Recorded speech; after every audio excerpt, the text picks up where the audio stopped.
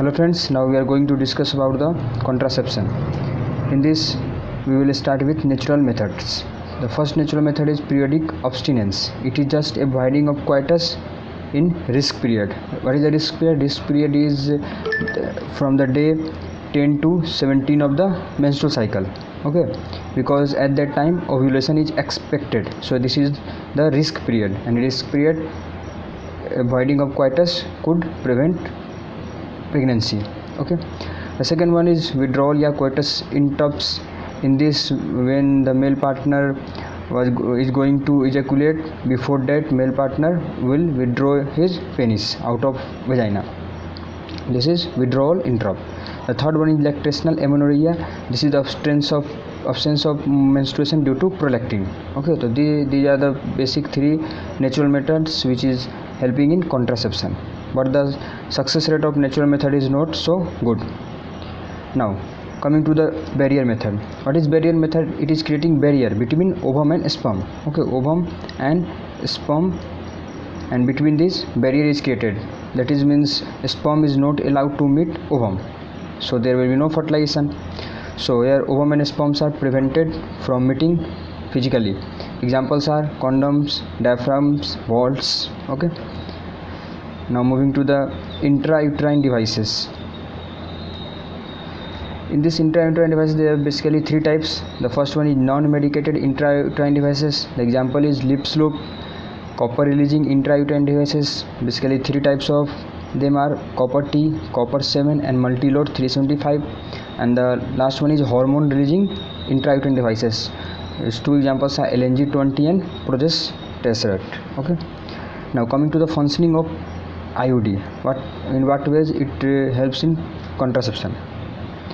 IUD generally increase phagocytosis of sperms, and the copper releasing IUD, this will suppress sperm motility. Okay, this will suppress sperm motility.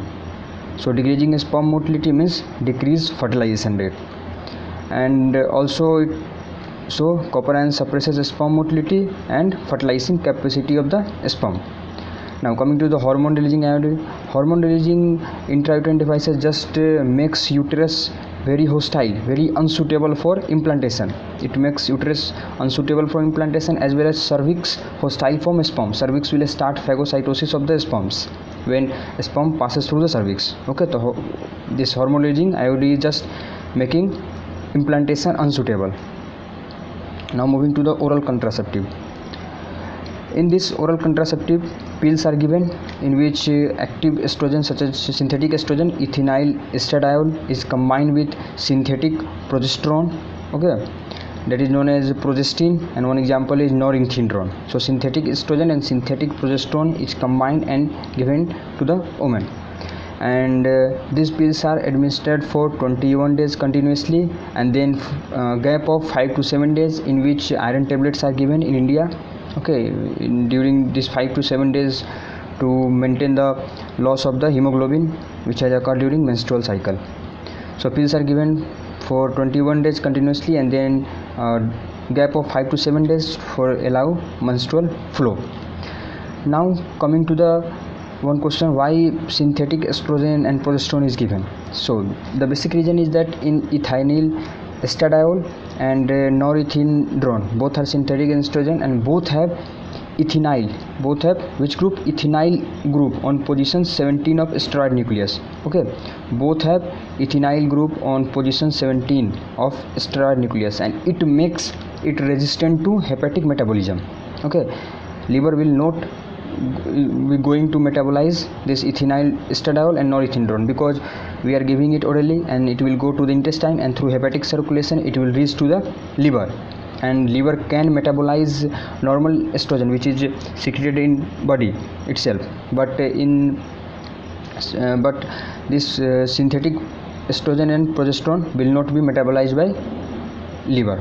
Okay, so synthetic estrogen and progesterone is given. Now coming to the functioning of this estrogen and progesterone. Now discussing this.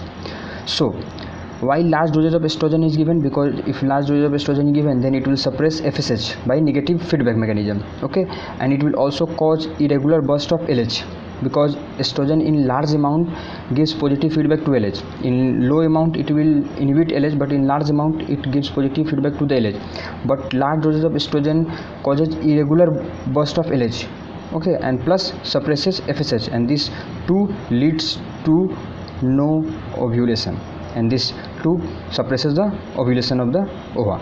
Okay, now why progestin is given? It is norethindrine. It generally makes cervical mucus thick, which is unfavorable for the sperm migration. Okay, so these are the basic functions of the progestin and estradiol. So this is all